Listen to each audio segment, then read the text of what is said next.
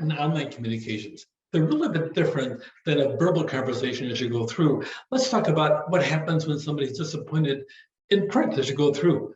Call or email them immediately. Describe the problem and apologize. Explain the following: why the problem occurred, what you're doing to resolve it, and how you prevent it from happening again.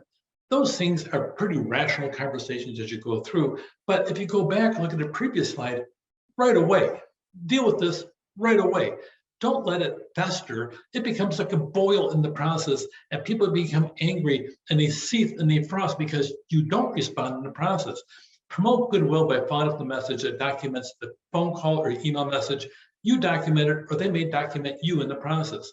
Written messages are important in several different aspects. When you cannot reach the customer personally, okay, when you need to establish a record of the incident, that's a major issue.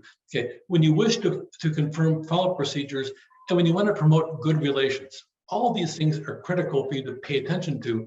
Customers can sit down and they can also air their complaints on Facebook, Twitter, Angela's, Yelp, who knows what else is out there, Discord, rather than calling the customer service department as you go through. Sometimes complaints.com, a rip-off report, enables people to share peeves about stores, products, or services. You need to respond when you complain online. The customers can receive fast responses to tweets, then a customer service call sometimes, and then griping in public may help other consumers avoid the same problems, is their theory as they go through. Sometimes it's simply a matter of they complain online for revenge because they're ticked off as you go through. Public complaints can improve the complainer's leverage in solving a problem, and then sending a 140-character tweet that's easier than writing a complaint email. Okay, and it's also avoiding responsibility from a lot of perspective in business. What smart businesses do, they verify the situation, respond quickly and publicly in the same forum, consider freebies, and learn how to improve and accept the inevitable. Sometimes you're in for a firestorm and you almost can't stop it.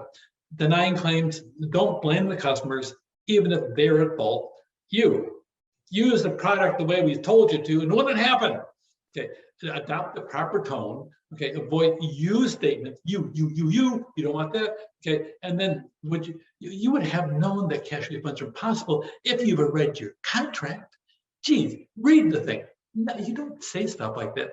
Use neutral, objective language why the claim must be refused, and consider resale information to help build the confidence as you go through.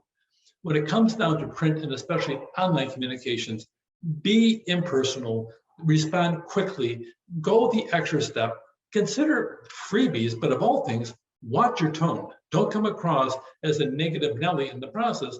Be careful what you say, because what you can say will be used against you in social media as often as possible. Take care.